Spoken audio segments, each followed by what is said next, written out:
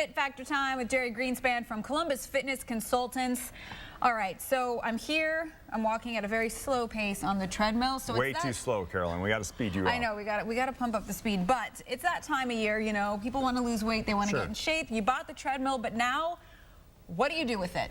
And probably not walk at the one speed. Definitely not walk at the 1 mile per hour. Okay, I'm just getting warmed up. I know you are, but we'll pump you up to 2, let you go a little faster. So basically, the first thing you want to do is you want to start out slow. Okay. Because your body isn't warm. So sometimes people want to jump in, just get going. Everybody's busy. So how long do you, I always have this question because I'm like that. I get to the gym and I'm like, okay, I try to warm up, but then I'm like, oh, I have no time for this. How long do you have to dedicate to the warm up? You know, we love 5 minutes, but if you do 2 or 3 minutes, that's great. The one thing people really do that is a mistake is you stretch. Do not stretch before. Really? The muscles are cold. Stretch afterwards. So stretch after you're done with your entire run? Yeah, you want to get stretch after you do your entire run. And the other thing is, if you're going to do strength at the same time, some people do a little strength. Do this cardio last. Do the strength first, the cardio last. So you don't want to be really fatigued from working out, using weights, and then jump on a treadmill. That's not going to be a good decision. Okay, so once you do your 5-minute warm-up, what's the best thing for someone who's deciding to just get back into shape? So this is, you know, their first go at getting back into it. What should they do? Well, some of the best stuff is if you can do some interval training, which means you pump it up a little bit higher for maybe a speed where you're starting to run a little bit, light jog, and then you bring it back down to a walk. So you may do 2 minutes of jog, 1 minute of walk, 2 minutes of jog, so you kind of build yourself up slowly. I mean, one of the big mistakes, what people do is, I want to get in shape and I want to get in shape now. And so they haven't done anything and they roll on a 25-minute run. And they come see me as a physical therapist and say, now I'm hurt. So you're talking about interval training because it kind of tricks your body, you never get used to it? Is that what it is? No, this is just to give you... thing. It is. Interval training in that purpose would be a little bit different. This is just to kind of give your body a little ramp up of getting used to, okay, I'm running for 2 minutes and now I can walk, and then I can jump it to 4 minutes and then walk for a minute, and eventually I can just do the full thing as a run. Now, when I do run, I can change the speed at which I'm running at, which is really the interval training you're talking about, which then will, I don't want to say trick my body, but it will force my body to keep adapting. Okay, so which is good. And that's good. Once you get conditioned.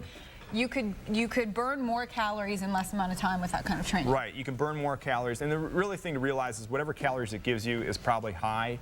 Because if they told you the real number of calories, you'd never use the treadmill. So that's what I wanted to ask you about.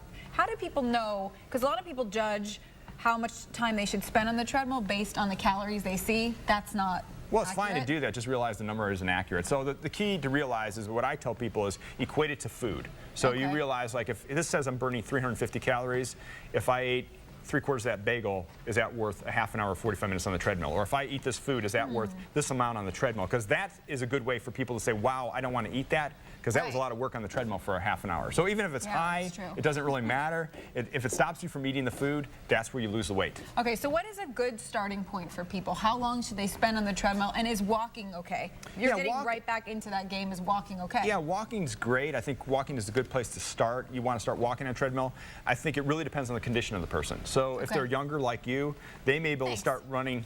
They may be able to start running almost immediately, you know, within a week. But if they're maybe a little bit more deconditioned, a little bit older, we may have them walking longer so they build themselves up and to get this walking speed up to the point where they're able to run.